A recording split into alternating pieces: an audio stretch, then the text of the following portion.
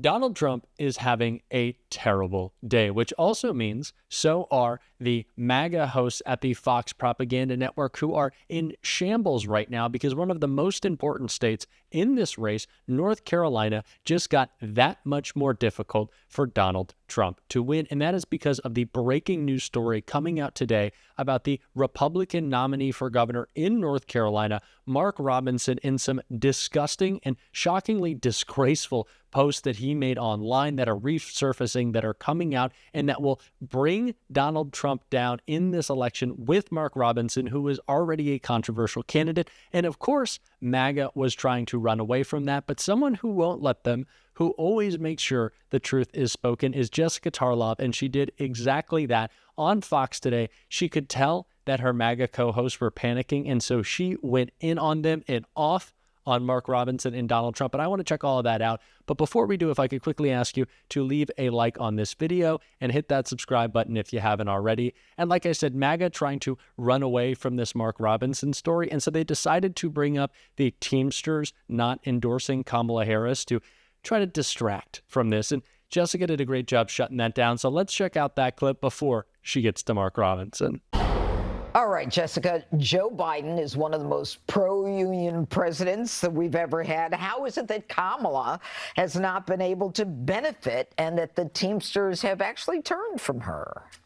Well, I don't think that's a complete picture of what happened. So obviously it would be better to have gotten the endorsement, and it seems to be a lot about Sean O'Brien, because if you look into how this poll was conducted, so they polled 21,000 members, and there are 1.3 million members overall. So that's about 1.5% sample size. And right after Sean O'Brien came out and said, we're not endorsing anyone, and released the results of the polls, all of these individual chapters started endorsing her. The National Black Caucus, Michigan, Western PA, Northern West Virginia, Wisconsin, Northern Nevada, Southern Nevada, Philly, et cetera. She has the auto workers endorsement, the culinary union endorsement, the AFL-CIO. We're talking about the Teamsters. She didn't get the Teamsters endorsement. But I'm saying that a million the Teamsters people gave her their endorsement. No, it's over a million people. For 30 years, the Democrats have given I wish that she had gotten the endorsement. There is work to do, but you can't in good conscience argue. If I tell you that they polled 21,000 people and then I tell you that now you're a million people. What about the fact that 60% support Trump and only 38 support her? But when you have a sample of 21,000 out of 1.3 million members, and then you get endorsements from a million Teamsters after that, doesn't that indicate that the poll might not be the greatest representation? Again, it's not good to not get it. Sean O'Brien seems to be playing a bit of politics with all of this, but there is heavy union support for her, not just within the Teamsters, but all of those other unions that I just mentioned. The Biden-Harris administration has been the most pro-union administration since FDR. That is just a fact. We know it to be true. And that is why Kamala Harris continues to bring in the endorsements of individual chapters across the country, and why we see so many unions come out in support of Kamala Harris. Of course, Sean O'Brien of the UAW has been an outspoken surrogate for Kamala Harris, and we will continue to see labor back our vice president because she is supporting workers' rights, and she will continue to, and she's focused on policy first. Unlike the GOP and Mark Robinson, who is focused on everything but, it seems, and some of the shocking news that we have learned about him today, which is going to drag Donald Trump down in North Carolina and in this election. And that is exactly what Jessica Tarlov had to say right here. And what's a really interesting state in there? North Carolina, which is a big target for the Democrats.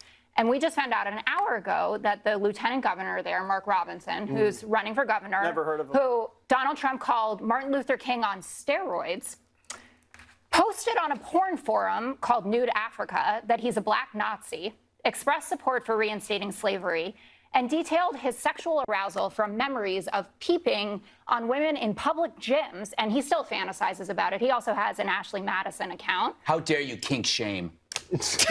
Sure. That's a great reaction. So Josh Stein was likely to win that race anyway. If they get Mark Robinson to drop out, his name is still on the ballot. But this makes North Carolina even more in play for Democrats. And this, again, is evidence of the type of candidates that Donald Trump thinks are good for the country. Martin Luther King on steroids, someone who says he's a black Nazi. But he would obviously. But what? Let's state the obvious here. Yeah. Do you think Trump actually knew this guy was on porn sites? My point is that Donald Trump likes anyone who likes him, and he doesn't bother to That's do the called work. being human. No, it's not. A lot of people like me who I don't like in return. Like who? Like, Tell us now. I don't want to name names. Go ahead. Let's start with Fox and Friends. yeah. Or kill All right, me. Jessica. Yeah. All right, Jeff. I didn't interrupt. I just want to let that be known. Greg interrupted on my behalf. The king shaming was kind of funny. I will be going to Nude Africa in the break to see if that's true. So before we get into anything else that Jessica had to say, and it was just such a great takedown, Jesse said that he had never heard of Mark Robinson before, taking a page out of the Trump playbook. And so, Jesse, I want to know if you've ever seen this image before. Yes, that's Jesse Waters with Mark Robinson on his show. It's not a surprise that we are seeing a MAGA Fox host live, but if we do, we got to be like Jessica. We got to call him out. So, yeah, Jesse, I think you have heard of him. You might be palling around with him. And, of course, you do not want to be associated with Mark Robinson today. And, of course, neither does Donald Trump, knowing that him staying in this campaign, which many people thought he would drop out of, will be a drag not only on him, but the rest of the Republicans running in North Carolina, such an important swing state in this election. And it's why Donald Trump is terrified, because if he loses North Carolina, it is over. And Kamala Harris continues to gain ground in that important swing state. And Jesse even knows that, admitting that this race is tightening and he is scared. And I want to check that out. I told you a couple days ago that I would tell you when I get nervous about this election. Not there yet, but it's getting closer. And I'm going to be honest with you, it has tightened, Jessica, and that just shows you what an honest broker I am. Yes. To acknowledge that the race has tightened. What a big man you are. But then I look at this. I look at the last 4 polls in Pennsylvania.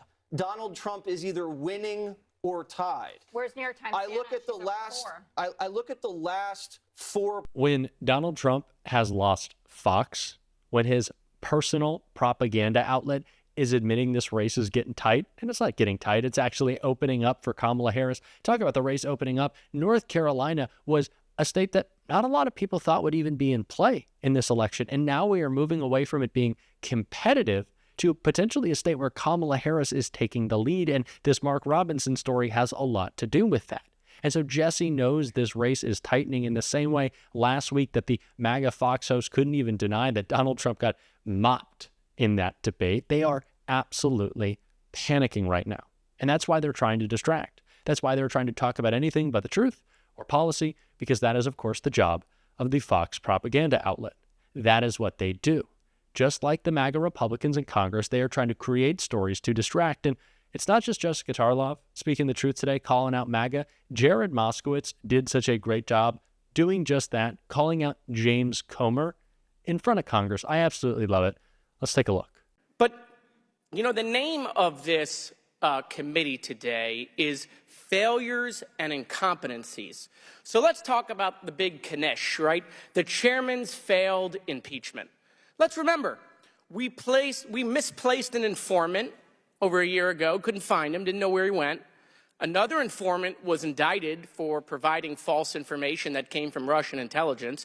We used a second informant who was turned out to be an indicted Chinese foreign agent.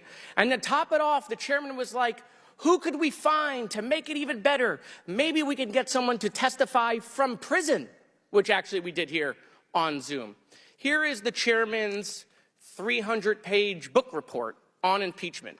He said in his release, it is the strongest case for impeachment of a sitting president the House of Representatives has ever investigated. Wow, that sounds pretty serious. So I want the chairman to show the American people that we didn't just waste millions of taxpayer dollars to issue this book report. Mr. Chairman, the speaker is watching. You could call for impeachment right now, right? We got a little bit of time left before the election. I mean, you know, just ask the speaker. You could ask the speaker right now, or talk to him. Like, when are we going to schedule impeachment? Or is this just concepts of impeachment? Before it was cats and dogs and geese and Hannibal Lecter or whatever new conspiracy MAGA had to push any given day, they were trying to impeach President Biden. Something it seems like they're still trying to do somehow. I guess they are as anxious as we are to see Kamala Harris become president? Is that what MAGA wanted all along? They're going to get it, so I'm glad, because she will be president.